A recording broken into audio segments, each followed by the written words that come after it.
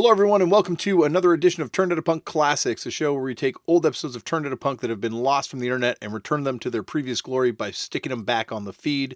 You can find this podcast on YouTube, TikTok, Instagram, Facebook, and all other forms of social media. Well, that's pretty much it. At Turned Out a Punk. You can find me on Twitter or Instagram at Left for Damian. I play in a band. More information can be found at fuckedup.cc. Now sit back, relax, and enjoy another TOAP classic.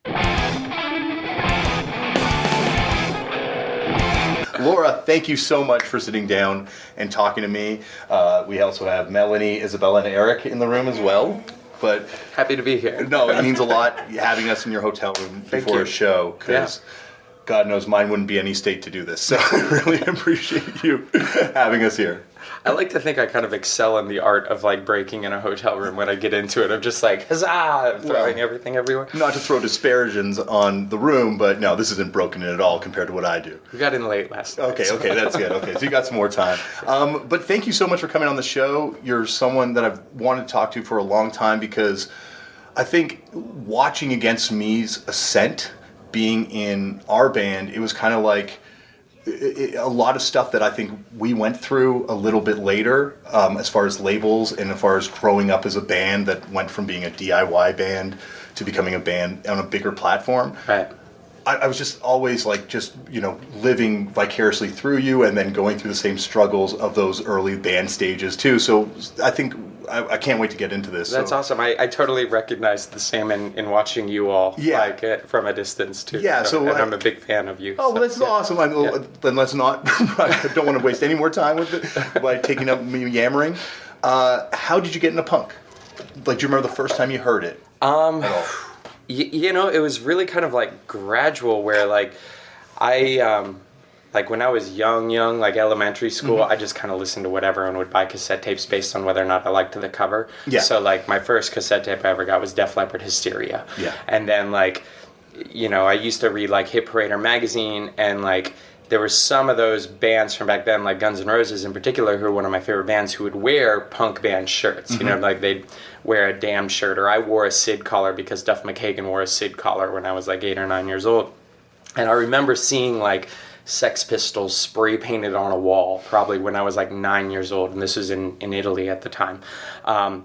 But I probably didn't like hear the Sex Pistols until I was probably 12 or 13, and it was like, I was into those bands then kind of did the whole like early middle school into classic rock, like the Doors, Led Zeppelin, the Beatles, and Pink Floyd, and like my scene of friends then at the time were really like the look went along with that, like long hair and wore like Grateful Dead shirts and stuff. But we got beat up a lot. So like around 8th grade, me and my best friend Dustin at the time, like I remember us having like a conversation even about it, being like, you know what, I'm tired of getting beat up.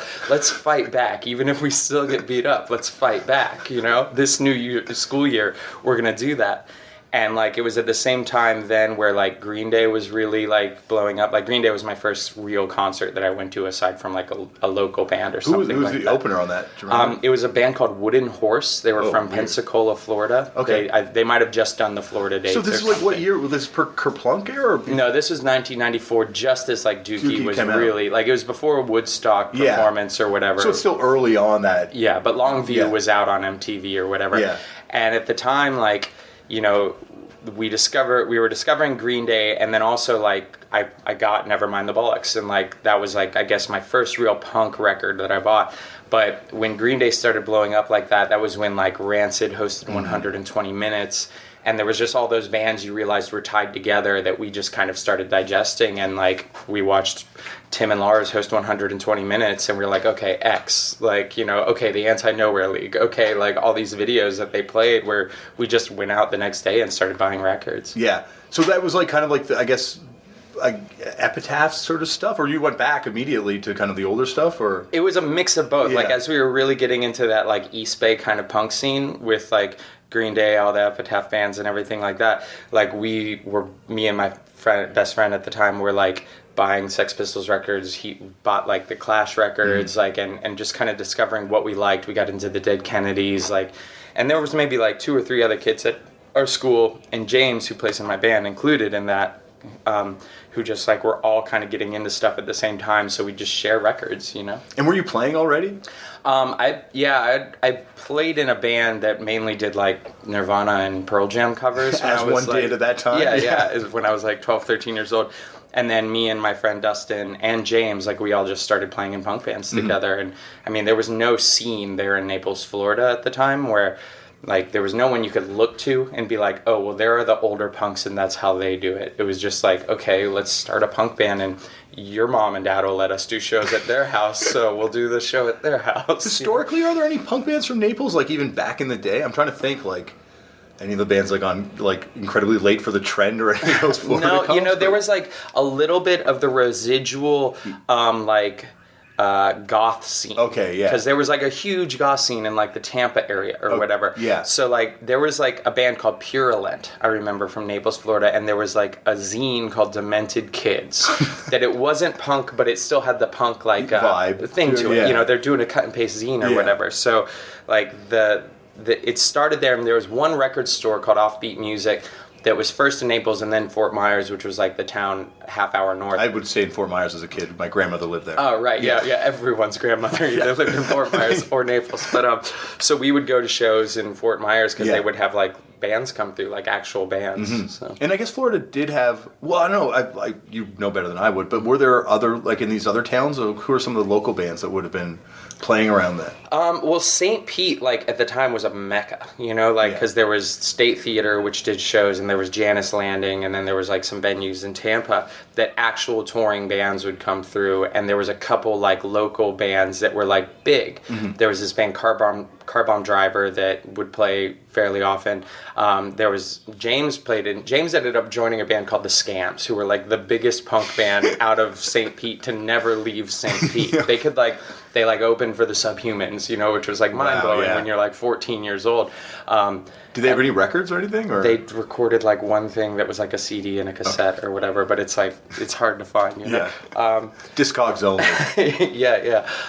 But so like there was a scene, like a legitimate scene there, and there was bands like in the Miami, Fort Lauderdale area, there was a real strong Christian hardcore scene. Yeah. And I really didn't want anything to do with that, but those are the shows you ended up playing because it's like, okay, well, there's like 7 Christian hardcore bands playing at the church. Yeah. And they'll let us play. So, like, it's a scene we can go and be a part of, you know? We were actually talking about this a little bit in the car on the drive up here. There was like this moment in the mid-'90s, and it was almost post-MXPX, where like the wall broke down and the scenes began to merge, like the Christian punk scene and the, I guess, secular punk or the normal punk scene. I don't know, the punk scene. Well, no, you know, I remember specifically, like, there was a huge zine scene, too. Yeah. Like, everyone did a zine, myself included. And there was... What was your zine called? Misanthrope. Awesome. But there was one zine in particular, I forget the name of, that had, like, this drawing of, like, the scene in Fort Myers. And it was cool in a way that you don't see anymore, where there was, like, the one skinhead in the drawing, the one hardcore straight edge kid in the drawing, the one crust punk kid in the drawing, like, you know, like every aspect of like punk was represented in there, you know, like, and it was, you don't see that kind of scene unity, and that's what they call, you know, that's what it was. It was unity. I think it's because like you couldn't, especially like the 90s, you couldn't really afford to be bias on how restrictive your scene was, because there wasn't well, at least in Toronto, there weren't enough kids to be like, oh, here's the oi scene and here's the crust scene, and it's like, sorry, everyone's scene, because there's nowhere else to go for shows. Right. Oh, going back also too, like that we did play with MXPX at a church in Naples, Florida. So yeah, correct reference with MXPX. But they were the band that everyone's like, they're not a Christian band, and everyone people were like, no, they're definitely a Christian band. It was like a dividing line between me and my friends at one point of like MXPX. Were they or weren't they? I'll say though that, you know, one band I always really enjoyed were 90 Pound Wuss. Yeah. They were rad. And I remember like that was at that show, it was like MXPX, 90 Pound Wuss, and like Shai Hulud, like a ton of like other bands or whatever. And I remember watching 90 Pound Wuss and being like, that was cool. Like, they were good, you know? Oh, there's like, and I have a comp of like, I guess this is before the breakdown in scenes, but I have an 82 Christian New Wave comp. And there are bands on it that sound like Screeching Weasel, but in like 1982. Yeah. It's like kind of awesome bands. Some of the subject matter's a little bizarre, but, you know. Sorry, you started playing shows in punk bands. Do you remember the first band you were in, the name? First band was called the Snot Rockets. Well, no, it was first punk band was called Snot Rockets. What was that Nirvana band called? We had two names. We were the Leather Dice and the Black Shadows. We could never settle between the two. Kind of sick names, though. Thanks, yeah. At the time, we thought they were really dorky, but then looking back, as I've grown older, I was like, those are kind of good. We should have stuck with that. I could totally see Leather Dice putting out a record now on like the hip Buzz label. Yeah, or playing Riot Fest. Or playing Riot Fest. Yeah, Leather Dice is playing. They're reuniting. Reuniting today. So at which point did you start? I guess Against Me starts pretty soon after, right? Like you're 17? Yeah, it was, so there was the Snot Rockets, which was me and my friend Dustin, and we kind of had a revolving cast of drummers. What did it sound like, kind of? We sounded like, we did like 4 or 5 Rancid covers in our set, you know, like, and it'd be funny because you'd play shows at the other local bands, and they would do 4 or 5 Rancid covers of the same songs in their set. But it was like a couple Rancid covers, a couple NoFX covers, and like our first attempts at trying to write our own songs, which weren't very good, but were heavily influenced by those bands, obviously. So you were a NoFX fan too? Mm-hmm. Okay. Yeah, the first like 3 shows I ever saw were Green Day, then Rancid, then NoFX. The big 3. Mm-hmm. Well, Offspring, I guess, would be the other one back then. I never liked Offspring. I was like, I can see that. I can definitely. They played that all the time on MTV, and I was just like, nope, not interested. It was a different vibe than Rancid and Green Day had. Just the look didn't fit what I thought should be punk. I mean, maybe that's fucked up to say, but it was like, this doesn't. Well, you're a kid. With braids? What is going on here? You know, like, I didn't understand the whole West Coast thing, you know, or like. I was a huge fan of Bo Derek and 10, so I love the braids. I thought it was an awesome vibe. And I thought everything about that. I guess, after Snot Rockets, what was the next band you did? Well, then the Snot Rockets turned into a band called Upper Crust, and then we heard that for a second we were called Ginks, and then we turned into Upper Crust, and then we found out there was another band called Upper Crust who, like, dressed in, like, wigs and powdered faces. Yeah, 17th century, garb. So we were like, all right, we got to change their name, and then we became the Adversaries, and that was when it was, like, more like we actually played shows out of our city. We played our like crowning achievement as a band probably was playing at the Hardback in Gainesville, Florida, which is like a mythical, legendary club there. But we played there right before it closed, and there was no one there except for Danarchy. And if you know who Danarchy is, you'll know that's cool. But so that like lasted. Not to interrupt you, but was Gainesville a mecca back then too? Like it would become? It started slowly changing into that. At first, really, it was more like Tampa, St. Pete area. Mm-hmm. There was a store there called 403 Chaos that like had like a lot of good shows, and there was a lot of like the bigger venues in St. Pete where the bands would go to. In Gainesville, like it was weird because like, you know, we've always as a band kind of gotten associated with hot water music, but like there was really no awareness like with me and my friends of hot water music at the time until moving to Gainesville. And even then it wasn't like we were listening, we just were like, oh, that's the band in town who tours a lot and who are really popular here. But so, you know, that band I was playing in kind of overlapped. The Adversaries, the ending of it was probably around 1996, 97, and overlapped with another grindcore band called Common Affliction that I played in for a second. Did they do a record? Did you guys? No, there might have been another band called Common Affliction. Yeah. We did like a tape. It was always cassette tapes because I had a 4-track cassette tape recorder, and you could dub them yourself and scam the copies from Kinko's, you know? But so like... The Adversaries was obviously dead, I knew, and Common Affliction, I could tell no one really wanted to do seriously. We just wanted to play once a week or something, get together and practice, and maybe play a show every couple months. So I started, like, I just did the first Against Me tape on a whim, you know, like I set the goal of writing 10 songs, recorded it, dubbed 20 copies on a cassette tape, and gave them out to free for friends. And then then Common Affliction just like broke up, and so I was like, well, I guess I'll do Against Me. Yeah, and so Against Me starts, and I guess there's the first tape. Yeah, it was real small goals like that where it was like I just want to do a tape, and I did the tape, and then it was like, well, I want to play one show by myself, you know, because I was terrified of the idea of like being up there with an acoustic guitar and just me. So then I did that, and there was probably like maybe a year lag period where I was like it's boring playing by yourself on an acoustic guitar. I want to play with the drummer. And it took about a year till I found my friend Kevin who could play. And then it kind of became more of a serious thing where we'd practice like 5 days a week and like wanted to tour and wanted to do stuff. So where did the sort of acoustic influence and like the idea of like sort of the more, I guess, earnest song writing approach? Well, there was like, you know, when I played in those other bands, I played bass. Yeah. And so I had like a Fender P bass and I had like a nice bass amp or whatever. But other than that, I didn't have an electric guitar. Mm-hmm. So when I was like, I want to do my own thing, I need a guitar, I have an acoustic, that's what I'm going to play.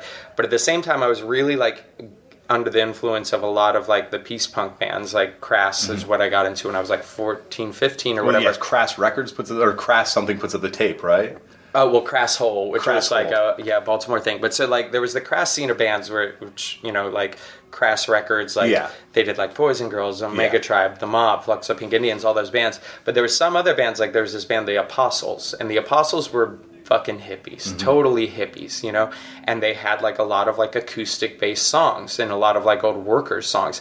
And then like I stumbled into this tape by this dude named Seth. So Seth was like, in my opinion, the first person to do acoustic punk rock. Like it was straight up anarcho punk on an acoustic guitar.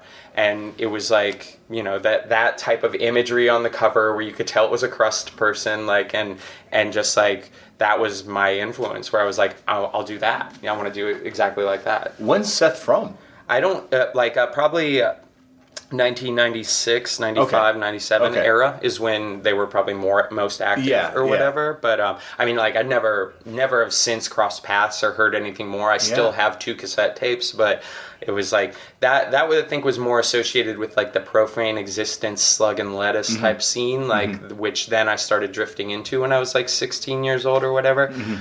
There was, like, a couple people who did, like, distros at shows where they'd sell 7 inches or whatever. Slug and Lettuce. And give out Slug and Lettuce scenes or whatever. So, like, I was like, that's cool. Like, and I bought those records, and then I was like, oh, anyone can do a distro. So, like, I started doing my own distro at shows and would order records wholesale from all those labels like Havoc and Profane Existence and then sell them at shows. So that's more, I guess, the scene that you kind of came from, I guess, at that certain point? Is that, because I knew there was like a lot of crust vibes, and I guess a Profane Existence makes so much sense now that I hear that. Totally, yeah, and well, like, you know, it was really detached from any greater like national or world crust scene or anything Like it was, you know, I discovered like Doom Records and Code 13 Records and Destroy Records and Civil Disobedience Records and everything, and like was like, oh, cool, that's awesome, you know, and I was really like getting more and more politically minded and politically active, and there was like an activist scene in Florida. So like me and a group of friends started doing Food Not Bombs down in our area, and there was a couple other cities in Florida that did Food Not Bombs, and then we all started organizing and meeting like once a month. And we basically would just get together, talk about how our Food Not Bombs were going and what success we were having. And if there was any like other protests going on, we'd share the information. And then we started then we'd play like kickball for 2 hours or something, you know, and like drink homebrew and sit around a fire. But then like we started getting more organized, and we became the Florida Radical Activist Network. And then we'd like organize rides to protest outside of the state and just try and like build an activist community in the state of Florida. Gainesville really came into the picture then because that's where the Civic Media Center is still, which is a non-corporate press volunteer-run library and activist space. So when I found out about that, I was like, that's where I want to move. I want to move to Gainesville and be a part of the CMC, so I did. So was the first time you were kind of going out of state for more protest stuff and activist type stuff, totally, than less band stuff? Mm-hmm. Okay. Yeah, the first time traveling out of state was definitely related to those things, yeah. Mm-hmm. So at which point does the band, I guess, start picking up and become like where you're realizing this is going to be something, well, not real, obviously that's a much longer evolution that we'll get to, but when's the point where you're like, this is something that people are engaged by? Or well, I was fucking determined, you know, like because when we would first play shows, especially like when Against Me started out, I would sit down and play an acoustic guitar, and our drummer played on buckets. That was the setup. So you're playing these shows with other hardcore bands who are all standing up, doing flips, doing everything like that, and you're like, and now here we are. And so people would like make fun of us. That's like the most radical thing you could do in that scenario. But they would like heckle us. No one got it. No one was into it. There was like maybe a couple people, but we didn't give a fuck. So like I just was like so set on like, we can do this. We're going to be a revolutionary force and we're going to change the world. And like, that was our mentality. But so we like booked our first tour, which was like 1999. And I used Book Your Own Fucking Life, and I wrote people letters, and I called numbers, that weren't cell phones, and I like organized shows, and it was a month-long tour, and maybe 10 of those shows actually happened, and we spent like a month like sleeping at rest areas and going into Kentucky Fried Chickens and other fast food chains and begging for food, like that was the thing back then, is KFC would give you a meal if you went in and said, I'm hungry. Really? They'd give you a meal. And then you'd be like, but I'm vegetarian too, so no chicken. Like, I'm hungry, but not that hungry. So just the macaroni salad. Please. But so we did that tour, and it was like, we borrowed a friend's van to do it, and like drove ourselves financially into the ground. Not that we had money at first. Who were you playing with on this tour? Like I guess because like you kind of start the folk punk thing, in a big way against me. Well, like I guess Planet X Records too, but by extension. So what type of bands and shows were these shows with? Well, I remember the first show was in Gainesville, and it was whatever local Gainesville bands of the tour. And then we played like an open mic night in Atlanta, Georgia, that was like no one punk. But the third show on the tour we played was at this place called the Pink House in Asheville, North Carolina. And I remember like it was terrible traffic driving from Atlanta to Asheville, and we get there, the show had already happened, but it was like 9 bands playing. So it was like, come on, we're not, like, we didn't get a sound check anyways. But like we show up, and Aaron Comet Bus comes right out, and he's like, y'all are late. You can play 5 songs. And we were just like totally crushed. We're like, holy shit, that's Aaron Comet, that's Aaron Comet Bus, and he's angry with us right now. But I remember Shotwell played that band. Okay. And that was like probably like the first like maybe legitimate like out of state against me show or whatever. But then maybe the next show was like Baltimore, Maryland. And Baltimore, Maryland, that was where Crass Hole Records was. And Jordan, who like toured with the bands for years, or with my band for years, like there was a band called Apolitical that were a Baltimore band where Jordan was to Apolitical what he became to Against Me. Like he didn't play in the band, but he was a member of the band for all intents and purposes. But so I just became really friendly with them, and we became like it was obvious when we played there that people got it, and people were really excited about us. And Jordan was like, we'll put out a record for you, and so that was like playing there and seeing that was like the first time where I was like, we can totally do this. People will get it. We just need to like stick at it. But there was like maybe, a couple other shows on that tour where it was like local bands, all just local bands playing in basements everywhere you went, or in a living room or whatever. Was there better reception than you found playing back home? Totally, yeah. And especially like the second tour we did, which was like a year later in 2000, we went all the way out west, and like we did the whole West Coast with that band Resist and Exist. Okay, yeah. And like those shows are phenomenal, really great. And we just met more bands as we started going. And I guess the West Coast is always like talk about the mecca of all meccas for punk bands, like on the West Coast tour, like you hit the Bay Area, and it's such a welcome kind of place. Well, our Bay Area show got canceled, but we did play LA, and that was cool. We did like Seattle, and we did like Portland, and then San Francisco got canceled. But it was cool because it would be like, you'd have a week in between shows. So we spent 1 week like camping in the woods of Montana. We spent 1 week camping on the beach outside of Santa Cruz, and we just would go into whatever local town there was during the day, spare change money, buy beer, and then go back to wherever we were camping and hang out around a fire. So I guess you finished that tour. Did you meet Var before that tour? Or I guess you would have met him. No, we didn't meet Var. Like, we didn't even... So we did that tour, and then we did a third tour, and that was... like, our third tour was still before Reinventing Axl Rose, our first record. So the 12-inch was out? The 12-inch was out on the second tour. On the second tour, yeah. Okay. And that was like... There was a fuck up with it where like I recorded it, I sent the tape to Jordan, and he thought it was supposed to sound like he heard it, which was, there was a mastering error or whatever. And he's like, yeah, great. It's really crusty. Like, press it. And we were like so heartbroken when we got it. So we only sold like 150 copies on the road or whatever. And the rest we just sat on eternally. And it was only 500 pressed ever to begin with. Well, that's it, because there's a quote unquote second press, and that must be the second set of copies you just didn't released. sell. Yeah. But it's like a $500 record. yeah, it goes for a lot. Yeah, but there's only 500 made. Yeah, but, yeah. You know, it's terrible. But some people will tell you it's the best thing we've ever done. So it's messed up, right? Yeah, but that's like when you're in a band. Once you put the record out there, there's no. Unfortunately, you're like, no, but we're doing way better stuff now. Why can't you give this one a chance? Right. But so we did like that, and then, but like I could tell like that some people liked it, but that because of it was what it wasn't making the right connection or whatever. And then we recorded, me and Kevin, the Crime 7-inch, and we had the Crime 7-inch, and I don't think we even had the acoustic 7-inch, but just the Crime 7-inch we did our third tour on.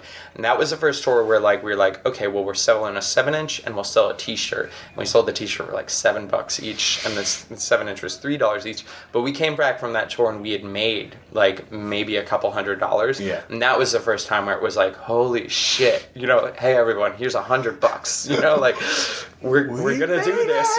Yeah, totally. We're not totally broke. Like the band's destroyed, but we're not totally broke. Yeah.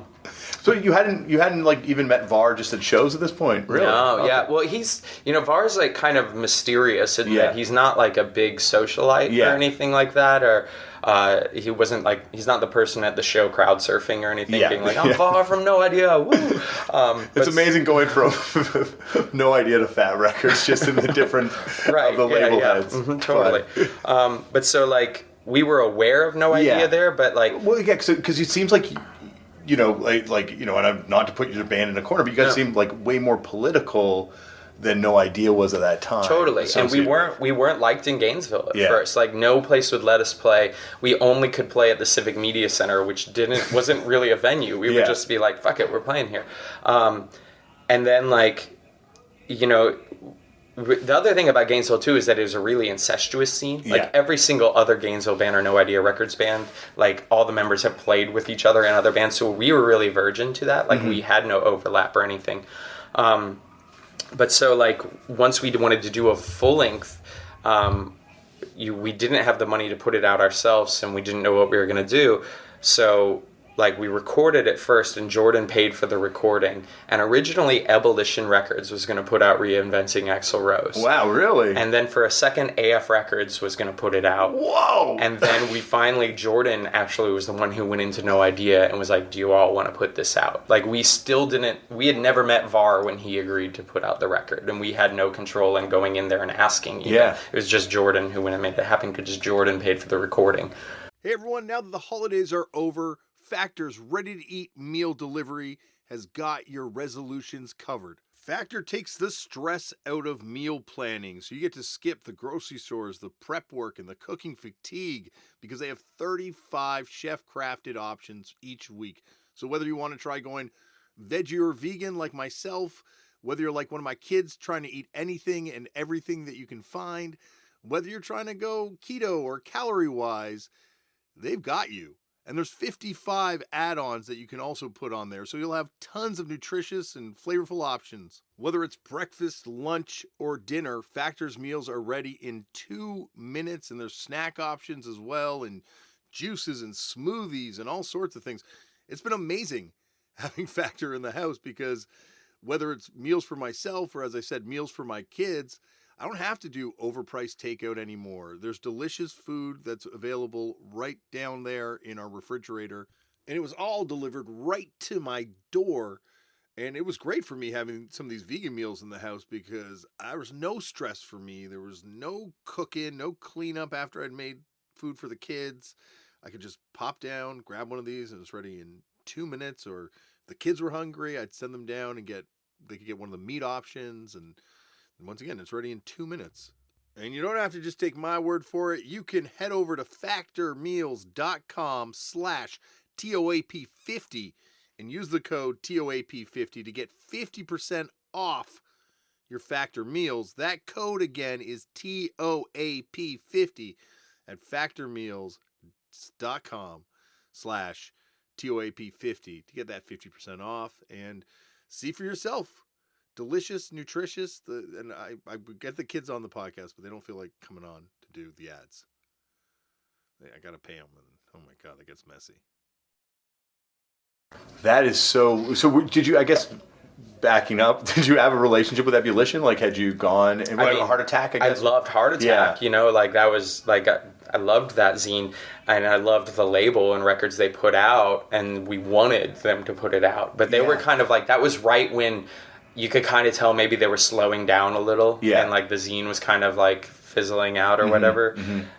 So like Kent ultimately passed, and he since came back and was like, I really regret doing that. I wish I would have done that. Could have changed the course of the DIY hardcore history right there. And I guess AF Records was Anti-Flag repping like against me at that point? Or? Well, they did a comp that came with one of their records, and they put one of our songs on it. That's where I think I first heard. They put "I Still Love You, Julie." From the Crime 7-inch on there.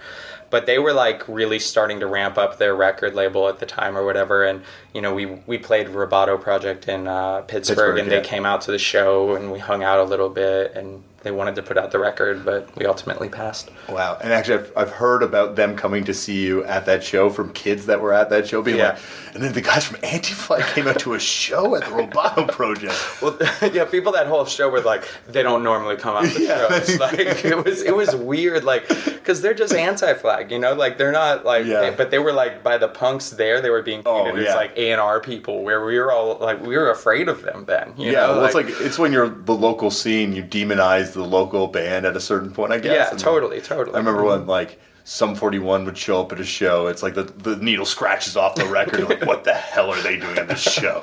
Just want to go to a show. Just want to go to a show. It's like they play in a band. It's like, now that I'm older, I'm just like, I was crazy. I was like insane as a younger person. Yeah, well, it was different then. Yeah. It seemed to make sense. It seems like it's important. Like totally. It seems like it mattered. And now you're like, hi, wow. Anyways. Well, you just see it different. You have perspective, and you didn't have the same perspectives back then. No. But yeah, so we like ended up going with No Idea for that record, and then moved on to Fat after that. So, I should check. We're still good for time? Oh, totally. Let me know when we have to stop, because I will... was thinking about the teabag story with Anti-Flag. The teabag story? We did terrible, cruel things to Anti-Flag when we were on tour with them, but that's a whole other story, and that's like 5-6 years later after the fact. So. Okay. Well, hopefully we won't get to that point in this episode of the podcast. We were assholes. So. You know what it meant. So I guess where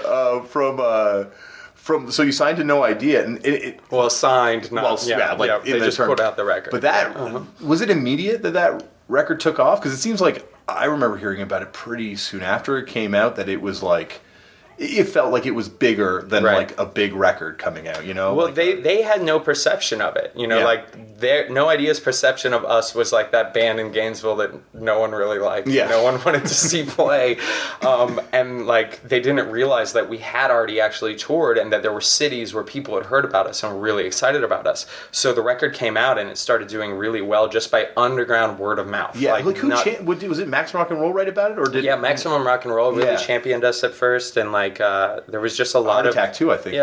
Like a lot of people like really just like were into the record, and we were just like, okay, now we can really tour. Let's go, Yeah, and so you start touring kind of, and that record just seems like I'm getting it. At that point, did you get like people like the rabid fan base begin forming? Because it just seems I remember there's almost like, and this relates, I'm going to force myself back into your narrative right now, but it just seems like there was like there's almost like turnovers of fans when you're a band like, our bands and been around for a long time, and like that, was there like that new kind of cult of Ground Against Me that forms around that record? That really started with Crime, where we would notice like when we would do a tour that there would be faces that we'd recognize that would be at multiple shows, and that like you could tell, so like it just only grew with the full length or whatever, and as we toured more, because I mean that record came out and immediately we're like, okay, let's go on tour. And our bass player at the time, Dustin, who I like grew up in bands with or whatever, he quit to go back to college. But it was like we knew it was coming, so it was like we did our last tour with him, and then we're like, okay, fuck, what do we do? Like, let's find a bass player. So that was when Andrew came into the picture. And I guess subsequently, have you met Axl Rose? No, I've met like Slash, I've met Duff, I've met Matt Sorum, but never Axl. Never Axl. No. I saw them play like that whatever version of Guns N' Roses at Reading and Leeds in like 2010 or whatever. It was terrible. Yeah, not necessarily. And I even Use Your Illusions Volume 1 too, so... It would have been one solid record. You know, they just, there's no need to have that many Paul McCartney songs on Guns N' Roses record.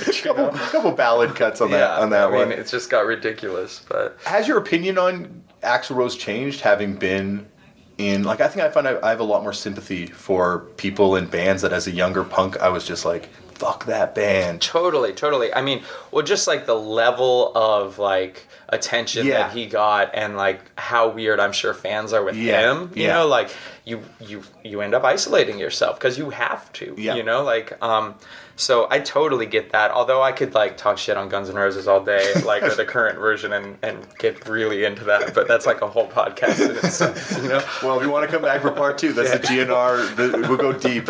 Okay, I can really break it down. I've read all the books. I know my stuff. Well, that's for me too. I think everything you've brought up, I'm just I relate to so much, because it's I think being of the same age too. But Guns N' Roses was that band. Without them, who knows? Well, they were dangerous. When I was 8 years old, I was holy shit, this band is real, especially compared to all those other bands at the time. Yeah, you know? Poison and Motley Crue. Oh yeah, Warrant. Come on, you know, Whitesnake.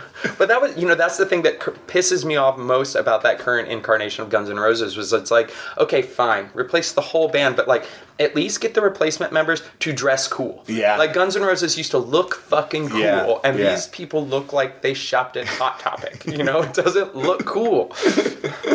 I know, but it's also that, like you said too, Duff McKagan, finding out Duff is in this band called The Farts, and then Alternative Tentacles reissued the Farts record, and I'm oh, this is my gateway to that whole West Coast scene. Well, that was before the internet, is how you discovered bands. It's okay, they're wearing that shirt, or okay, they thanked this band in their liner notes, so I'll check out Jughead's Revenge. What next? You know. So I guess, when did you first meet Fat Mike, or? Well, with Fat, we put out that record, and we did an EP with no idea, and then we had done a tour with Hot Water Music, and really it started to grow, and I got an email from Toby, who worked at Fat. And he was like, do you want to do one of the Fat Records 7-inch of the month Red clubs? Scare Records. Of Red Scare. And we were like, well, we just did this 7-inch. We don't really want to do a 7-inch. We want to do another full length as our next thing. So I was like, well, would Fat do the next full length? And he was like, well, let me talk to Mike. And so then maybe 3 days later, Mike called on the phone, and I was like, oh my God, I'm talking to Fat Mike. Totally just blown away that he likes my band and wants to put out the record. You know? Because did you have any qualms about signing to Fat, or was it not an issue for you? It wasn't a signing thing. Yeah, it wasn't a signing, that was the thing, and that was going back to Anti-Flag, is they wanted us to sign a contract. Yeah. So we were like, no. Was it a subsidiary of a major by that point, AF Records, or was I'm not sure, but it was a 3-record contract. Because they signed to Sony at a certain point, right? Yeah, but that might have been after that, Okay, maybe. I don't know. But so no idea. Mike, they were both Mike was no contract, handshake deal, punk. Oh yeah. So there was no moral we weren't there yet. And I was just okay, it's a punk that I grew up going to see play, and they want to put out our record. Yeah, and obviously I'm a huge Fat Records fan. It's defining my life and everything. But at the same time, I remember having a conversation with I don't want to throw the member of this band under the bus, but someone in the band, The Observers, and they were like, "Oh, I was a big, huge Against Me fan, but now they signed to Fat," and it was almost at the time, once again in perspective, it's oh, but Fat is the most straight up label in the world, and no band ever has a bad word to say about it except for maybe Screeching Weasel, but they don't count. Yeah. So, and also, not to mention, it's I always felt at the time oh, did I like not disclose that I grew up listening to fat bands? Like, didn't you realize that about me? I know I like a lot of other punk bands that are maybe more hardcore, but like, you know, second show I ever went to or something. You know, like it didn't make sense to us because we recognized the lineage and recognized where the desire came from in not an opportunistic way, of more of just a like, holy shit, Fat Records wants to work with us. You know. So I guess as maybe you just, as a younger person, I'm saying this as being that person, you find your ownership over a band where you just can't see why they would not make the exact same choice that you make for them in your imagination. Yeah, totally. Well, but you know, you see it in different ways too, because like I always understood that, but then I like understood the other side of it of like, okay, like realistically, if we would have stayed on No Idea Records, we'd have been dead. You know, like we would have never done anything more than we probably would have put out like 1 or 2 more records, and then interest would have died away. You know, and then like it just would have fizzled. Same with staying on Fat. Eventually, it was like I was always of the mentality that you have to keep moving and keep doing different things just in order to challenge yourself, to make it interesting, to not become complacent, and to have as many experiences as you can with your band, because you don't know how long it'll last and you don't know what'll happen next. So at this point, did you see, like, I guess you started doing a lot bigger tours too, right? When did the Fat record come? Well, Anti-Flag took us on tour. It was like the Death of a Nation tour, whereas Anti-Flag, Rise Against, us, and None More Black, and then a different AF Records band. And that was like 3 months long. Wow. So we did that tour. Just in America or North America, I should say? Came to, I know, I think I saw that show in Toronto at the Opera House. Yeah. It was it the Dopamines was the AF Record band? No, it was like what Jughead from Screeching Weasel's band, wasn't it? I'm not sure. Again, it like every week or so it was a different AF Records band. But that was like our first real tour with like laminates, you know, and everything like that. And then after that, we just like kept going because we got like a booking agent as that tour happened, and then like real tours started coming in, and it was like immediate a major label in interest after that. So was Sire the first one they talked? No, obviously probably not. Right? No, the first. I mean, really, like first time around, it was Universal, but it was like first. After we put out As the Eternal Cowboy, we were recorded by every single major label, and we were given $1 million record deals or like offers by every major label, like Virgin, Sony, Universal, and Warner, all offered. What's it like to be in that position? It was crazy, you know, like, because I was like, you know, again, coming from having listened to the Sex Pistols, I was like, great rock and roll swindle. Here we are. This is our chance to do that for real. So like, we would just like, anytime they were like, do you want to be flown to this place and be taken out to these extravagant dinners and come and raid our CD cabinets? We're like, yes. And we would go and like order the most ridiculous shit. We'd take all their CDs from their CD cabinets and then go sell the CDs immediately. And it was just like, we just wanted to have fun with it. We even like, when they first coming in, as offers first started coming in, we had Toby pose as our lawyer and take calls with the record labels. You know, we were like, let's fuck with them. And then we had our friend Jake come on tour with us and make a documentary around it with the idea of just fucking with major labels. So. Was there ever a point at that point where were you thinking at that point that ultimately I'm going to pick one of these? No, we had no intention at first, you know, because we were really still of that, like, you know, it was still the punk rock thing. And then there was like a couple things that were like really eye-opening that like kind of changed my perspective on that stuff. And, you know, a lot of it had to do with realizing more and more that it was like, because my biggest thing was like the capitalist argument, you know, being anti-capitalist and feeling like you don't want capitalism in punk rock, but then ultimately realizing that a record label is a record label is a record label, and that small capitalism isn't any better than big capitalism. Is if someone's making a buck off of it, it's just about ethics and who's doing it right and who's doing it fair.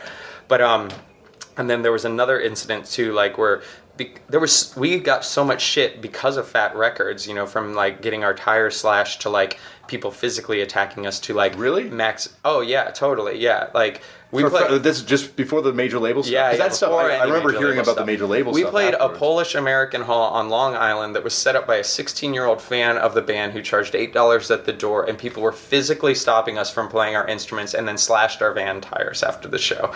And then the same kid who slashed our van tires after that show, we played a free show in Brooklyn not long after that, and he came and he like threw stink bombs on stage, and then there was like a fight that was about to happen outside after the show, and it was stupid, you know, it didn't look pretty or anything like that, but like we're all like bowing up on each other standing there, and I looked over and there was one of his friends, a punk, who picks up a brick And I was like, wow, like this kid will fucking smash my head in because we're on fat, you know? But we're also supposed to be punks here. Like, this is just fucked. Fuck this scene. Fuck all of you, you know? And that just really, like, then it became like, oh, if this decision will piss off punks, let's do it. Yeah. You know, like... Yeah, and wow, that's an insane jargon. And it's over a band being on a label. Mm-hmm. And a fair label. It's a fair label. The most like fair upfront label we've ever worked with. I have been, now that I've been doing this for a long time, I have been, you know, in some label situations where I look back on it, I'm like, that wasn't a good situation. You never hear anyone say that about Fat. You never hear anyone say about it, No Idea either. Mm-hmm. Like, that's like a situation where a lot of people are like still doing records with them years later. And so it just... Yeah, like it's funny what you don't understand necessarily from looking at the outside of situations versus later on. Right. Mm-hmm. So at that point, do you kind of call back some of these labels and you're like, yo. No, well, we thought like Shirley giving them a run around and then putting out a documentary, like we're obviously fucking with them that after this next record, there'll be no interest. But it was like they came back like double hard, you know, like they were just really pursuing it. So at that point, you know, I kind of felt like, and I don't mean this in a talking shit way at all, but it was like Fat Mike didn't like searching for a former clarity, and he was very vocal about that with us, you know, like, and so at that point, then it was like, okay, well, you know, like people always have this illusion like that you work with a major label and they start trying to creatively control you, but really it's the same on any label, and that if you're working with someone, they're going to have their opinions, and they're going to tell you their opinions. It's just as to whether or not you want to listen to that. So fuck it, you know? Mm-hmm. And then, like, when the major labels came back around again, it was just like, okay, well, this is stupid. You know, like, this is probably not going to happen a third time. And, you know, we had been touring so much that, like, more and more and more, like, the interpersonal relationships within the band were just falling apart. Mm-hmm. So it was like, if we do this, it'll be another step that will require us to continue as a band and like make it work still. So it was just like, yeah, let's do it. And Sire like was Sire. So did you meet Seymour Stein? Seymour Stein was really involved, and he would like, I mean, the dude was like 80 years old then, and he was like coming out, and he would sit on stage the whole time and watch our shows and be like, that was great, you know, like, so we're like, holy fuck, Seymour Stein, the real Seymour Stein. Yeah, the real like, Seymour Stein. But they were cool, you know? Yeah. So do you look back on that and you're like, are you happy with that experience being on the major and everything like that? Obviously it helped the band get to another level and things like that. It's, you know, it's weird. It's really weird, like, when you have like perspective to look back on stuff on what bugs you and what doesn't bug you, because like that first record we did with Sire was the best experience where they're really excited about the band. You know, we got to work with Butch Vig, which was like ultimately made the decision of signing to a major label alone worth it. Was just the chance to make 2 records with him.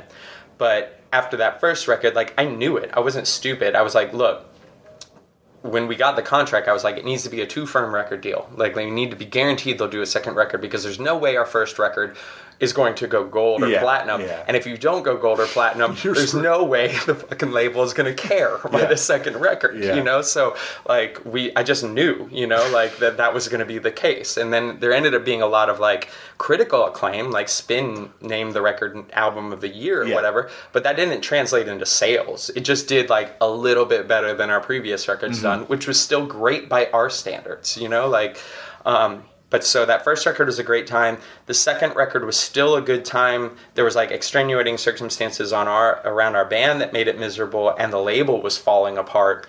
But it was still like, okay, we're making another record with Butch. This is great, you know? Like, well, and Butch Vig, like, you know, I love those records. I think they stand up. But people, like, a lot of people, once again, like this next wave of fans will be like, oh, the sound changed when Butch Vig came in. He polished it too much and things like that. Do you look back on those records and you think I think they hold up great. I love his production. Right. Well, but like that was me. That wasn't Butch so much. Like, so our first record was definitely like a more you know, more organic, if you want to put it like that, approach to recording a record. You know, like it took longer, but it wasn't that different from like the record we did with Jay Robbins or whatever.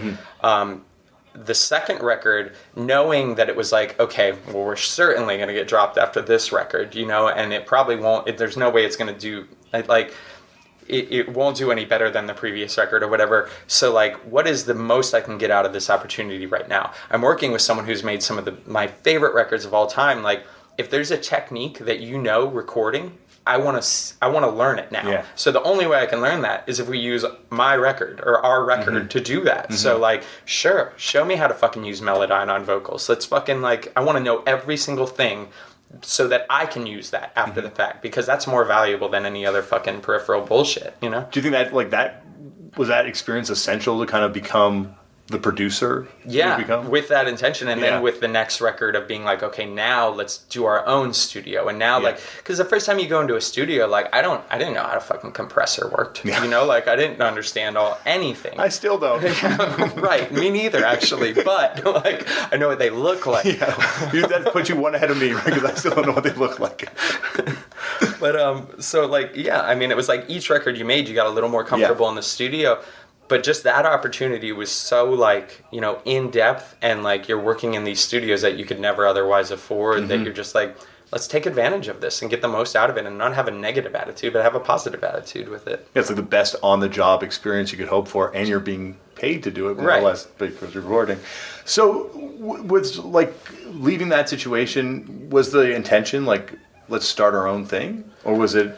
Well, you know, like that was the other thing about the way it ended. Then too, like. Warner Side was ultimately cool in that like they gave us White Crosses, they gave us ownership of the masters, all artwork related to it, all videos, and fuck, they spent like over $500,000 on that record. So they're just like, here, have it. They didn't give us New Wave, which is a whole nother story, and I'm still a little feeling burned about that, especially about the repress that just happened, which we had no involvement in, and no one even gave us a free copy of. You didn't get copies? No. But anyways, so... Well, it's nice to know that the major label's like living up to the reputation after the fact. Yeah, but it's an indie label doing it. Anyway.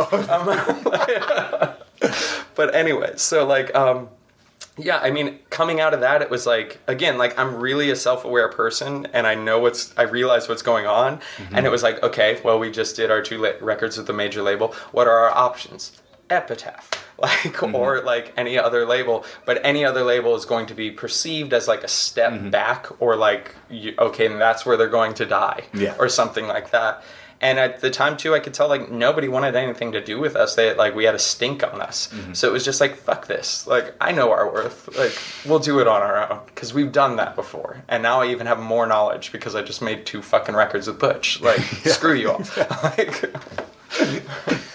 Is making a concept record, do you find it different than making another record? You know, no. Because people always ask me that, too. So I was. It's always a concept for me. Yeah. You know, it's always like, what theme am I writing under? Because you're looking at the record. New Wave was a concept record too, right? Like, to some extent, I mean, the concept was like, we're signing to a major. I've always actually wanted to ask you, the artwork for that, was that, how involved was that during the process? Because there was like prints done for every song, right? Or there's like some sort of... Oh, yeah. Which wasn't the original idea, but just happened after the fact with Chris Norris. Like, yeah. Okay. But, I mean, that, like, the Odyssey for that album's artwork was, like, I used to, just from zine days, would always do, like, X-Acto knife, like cutouts and stencils and stuff. So that image I had just been doing as like almost like a doodle in the studio. So we originally had a cover shoot that the photographer who did like a couple Modest Mouse records did, and that was like going to be the cover art, and the photos came back and we were like, oh fuck, these are not cool. Was it supposed to be you guys on the cover? No, it wasn't us. It was like of other things. Oh, okay. And the main problem was that it was like we didn't take into account that he was taking photos in winter and that it was going to be a summer release. So we're like, everyone looks cold in these photos, and the record is coming out in like June. All right, so we can't do this. You know, you need a song of the summer. That's the one hope you have with that major. They're wearing scarves on the cover. You know? And so, actually, artwork-wise too, has that always been something that's been important?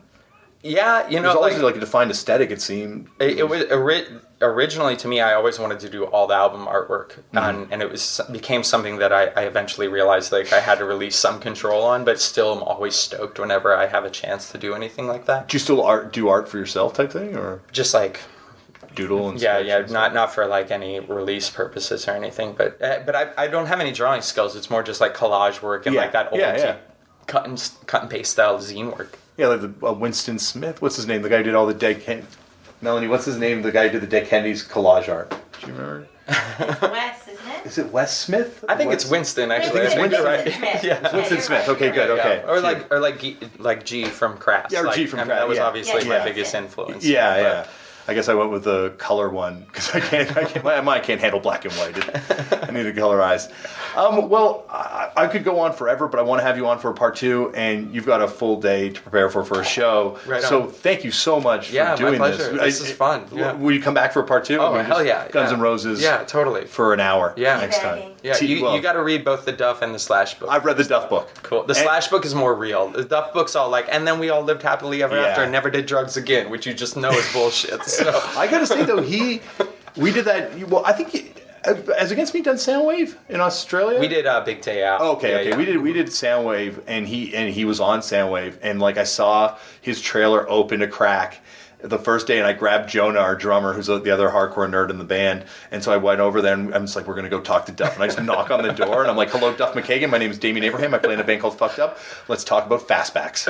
And he's just like, whoa. But he's cool. He Super hangs out, cool. Yeah, Awesome. I will say though, like we did like the first time I met them or saw them or whatever in person was like this LA radio festival, and it was Velvet Revolver. Okay. And like seeing them, it was just like those are rock stars. Yeah. Like they still have this like aura around them Yeah. where you're like even like Duff put on like a JanSport backpack when he was leaving, and I'm like, oh my god, he wears a JanSport backpack. Like he's so normal. He's just like us. Yeah, it's- No, I know exactly what you're saying. I met Perry Farrell one time, and he had that aura too, where you're like, oh, that's why Jane's Addiction is like that band, because Yeah. you've got that aura. it's this thing. It's like magic.